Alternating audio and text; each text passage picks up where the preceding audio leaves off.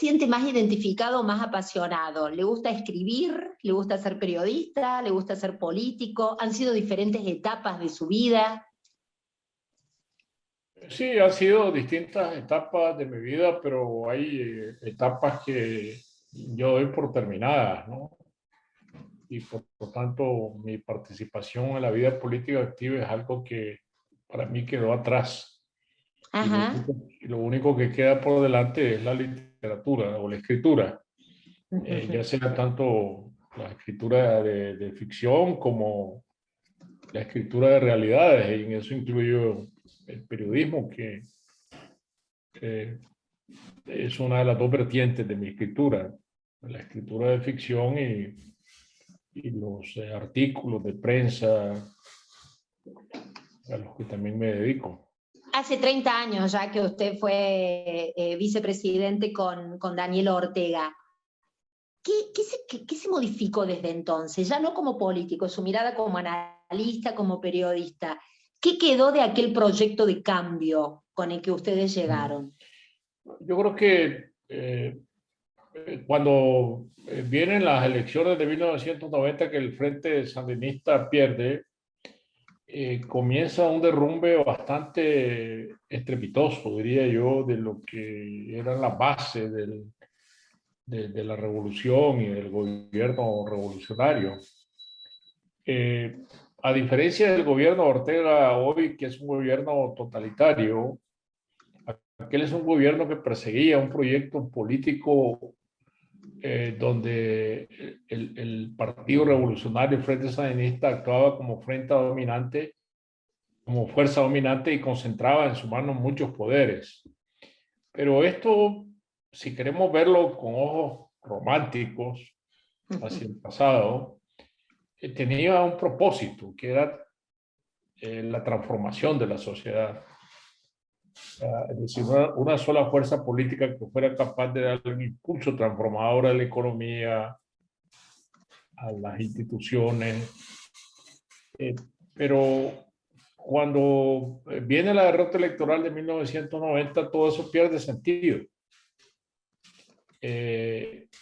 Y el único lugar que el Frente Sandinista puede hallar bajo el sol, o la revolución, la fuerza que componía la revolución, la única manera de ver hacia el futuro es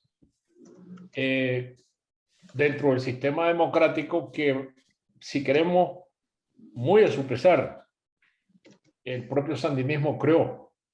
Claro. Porque el hecho de haber reconocido la derrota electoral en 1990 pudo haber sido un gran hito para la democracia en Nicaragua. Sí, una fuerza que había llegado, política que había llegado al poder derrocando una dictadura por medio de las armas y entrega el poder por medio de unas elecciones democráticas, eso realmente era muy novedoso en América Latina, ¿no? Sí. Pero todo esto es lo que comienza a echarse a perder. Cuando el Frente Sandinista, en lugar de elegir el camino del regreso al poder por la lucha democrática, situándose como un verdadero partido de oposición que aspira a retomar el poder en unas nuevas elecciones, lo que Daniel Ortega comienza a plantear desde su liderazgo es, con esto de gobernar desde abajo, es el caos. Es decir, como forma de retomar el poder, hundir al gobierno que ha llegado al ejercicio del poder por medio de la democracia, por medio de los desórdenes, las barricadas en las calles, las azonadas. Y es aquí donde la democracia pierde su gran oportunidad en el país. Quienes en ese momento nos ponemos del lado de la democracia y decimos que eso no puede ser, que el papel del Frente Sandinista es el de una fuerza leal al sistema democrático que creó, y esa lealtad implica jugar con las reglas del juego democrático, terminamos siendo apartados. Sí. No éramos la mayoría y terminamos siendo apartados. Tuvimos que ir a fundar un partido político distinto, no tuvimos éxito, la polarización era muy grande. Y todo eso que ocurre en los años 90, que es una década tan trascendental en la historia de Nicaragua, con otro signo como la de los 80, es decir, cuando hay un esfuerzo por construir la democracia y ese esfuerzo viene siendo dinamitado, es decir, el regreso de Daniel Ortega al poder en el año 2006 es el regreso de un esquema ya anticuado, es decir, de poder, que solo utiliza el palabrerío de la revolución, utiliza la retórica de la revolución, pero lo que viene proponiendo es una apropiación indebida de todas las instituciones y cuyos resultados funestos estamos viendo hoy en día, ¿no? Es decir, es el poder en una sola mano, pero ya no para dirigir un proyecto político de cambio profundo, como lo pudo haber sido en los años 80, sino para establecer un proyecto de poder como tantas veces nos hemos visto en América Latina desde el siglo XIX. En el siglo XIX. Esto no es nada novedoso, esto no tiene nada de izquierda, es decir, el mismo esquema de derecha puesto a funcionar con un ropaje de izquierda. Si lo único que envuelve este proyecto es el ropaje de la retórica de izquierda que se vuelve demagógica. Cuando lo conoció, trató con él y quedó en las antípodas, ¿cuándo cree que se produce el punto de quiebre de Daniel Ortega? ¿En ese regreso al poder? No, cuando él se ve frente a la derrota electoral de 1990, es decir, la derrota electoral se acepta como una voluntad colectiva de la dirigencia de la revolución. Porque en ese tiempo había una dirigencia colectiva que ahora no existe. Entonces, cuando la dirigencia dice, bueno, perdimos, vamos adelante, hay que entregar el poder, Daniel Ortega lo acepta al principio y luego se resiste. Y es en este momento que se produce el punto de quiebre, cuando él asume que pérdida de las elecciones es la pérdida del poder revolucionario, tal como se concebía en los años 80. Y que al perder el poder revolucionario, la revolución se va al traste y que hay que recuperarla. Hay que recuperar ese poder de cualquier manera, lo cual viene a resultar ya en una verdadera contradicción, porque el poder tal como existió en los años 80 es irrecuperable. El aparato burocrático del Frente Sandinista, que tenía 3.000 funcionarios, desaparece. Solo queda un cascarón de lo que fue ese viejo partido que al estilo tradicional de los partidos de izquierda, el partido que estaba montado sobre las instituciones del Estado, ¿no? Todo eso desaparece, eso no puede regresar. Daniel Ortega sigue creyendo que sí y lo vuelve a poner en práctica ahora, porque ha reconvertido al ejército, ha reconvertido a la policía otra vez en unas instituciones ya, pero no ni siquiera de un partido, sino personales. Porque antes por lo menos el Frente Sandinista tenía unos órganos de gobierno partidario, ¿no? Tenía una dirección nacional, una asamblea sandinista que digamos era como el comité central, tenía mecanismos regionales, mecanismos municipales. Hoy todo eso fue sustituido por un poder que depende de la lealtad personal a una pareja de personas, a un matrimonio. A un matrimonio. Entonces, esa obra romántica, digamos, que por encima de lo equivocado que pudo haber estado ese esquema de poder de los 80, que de todas maneras no funcionó, porque lo que funcionó fue la democracia tradicional, como nosotros la llamábamos, eso fue lo que terminó funcionando. Y hoy en día eso ha desaparecido totalmente en América. Hablemos un poco de literatura, Sergio. Tenerlo a usted y no hablar un poco de literatura es... ¿Qué le cambió el ganar el Cervantes? ¿Le cambió algo su vida? Es uno de los premios más importantes de las letras hispanoamericanas. ¿Le ha cambiado en algo la relación con los lectores? ¿Los lectores lo miramos de otra manera? Sí, yo creo que primer lugar, vamos a ver, uno conquista más lectores en países, ¿no?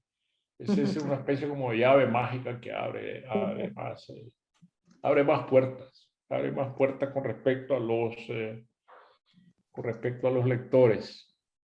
Eso me parece que es es una gran ventaja, ¿no? Entonces, y por otro lado, me parece que también sube el volumen del altavoz de lo que uno dice, que eso a mí me parece que también es muy importante. Es decir, porque es importante para mí como un escritor que opina. Claro. Porque yo cuando le digo que me he salido de la política es porque no estoy participando en política activa ni me interesa, pero sí me interesa preservar una voz crítica. Es decir, yo no me sentiría que soy un escritor como yo concibo que debe ser un escritor latinoamericano. Tal vez en Estados Unidos o en Francia es distinto. Que un escritor no está obligado a hablar, pero yo sí me siento obligado a hablar. Aparte de mi obra literaria, sí. yo Sí. tengo una voz y si esa voz es escuchada, yo tengo que usarla. Me sentiría muy mal escribiendo con la luz apagada, ¿no? Yo me escucho siempre con mucha atención cuando se dice que Sergio Ramírez es el único o el primer centroamericano en ganar el premio Cervantes. Eso es cierto, ¿no? Es decir, primero me gusta porque nos ven como una región cultural. A mí me ven como centroamericano, eso me gusta mucho, ¿no? Es decir, porque eso quiere decir que tenemos una identidad centroamericana. Nadie dice, no le han dado el premio Cervantes a un ecuatoriano, tampoco se lo ha ganado un venezolano. Y un cubano solo, es decir, o un boliviano, ¿no? No, pero se dice Centroamérica. A mí me gusta mucho que me vinculen con una región cultural a la que vamos a ver, por la que yo bato el cobre. Es decir, yo soy centroamericano y siento que pertenezco a una entidad común, que por lo menos frente a los desastres de la historia hemos podido preservar una identidad cultural. Eso es bueno. Entonces, y luego, yo recuerdo cuando yo gané el premio Alfaguara, sí. en el año 1998, que el jurado falló que era un premio doble. Por un lado estaba Eliseo Alberto de Cuba y por el otro lado estaba yo. Entonces yo escuché cuando ya se había conseguido el premio comentarios de que para la editorial esto era un problema de mercado, porque habían invertido muchísimo en el premio. Oportunidades se daban creo que eran como $175,000 la bolsa del premio y la multiplicaron por 2.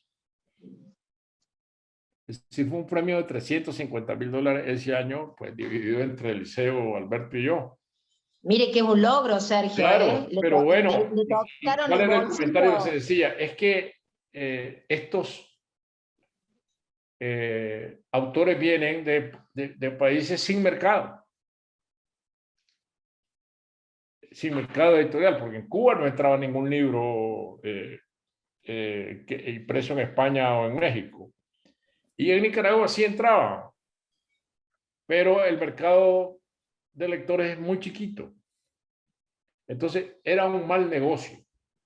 Usted decía que le gusta ser considerado centroamericano como representante de una región. En el plano social y cultural, ¿qué desafíos ve para la región?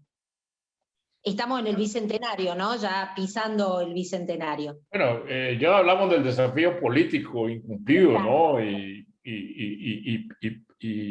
para mí debería haber un cambio profundo de mentalidad política que no sé cómo se podrá conseguir dentro,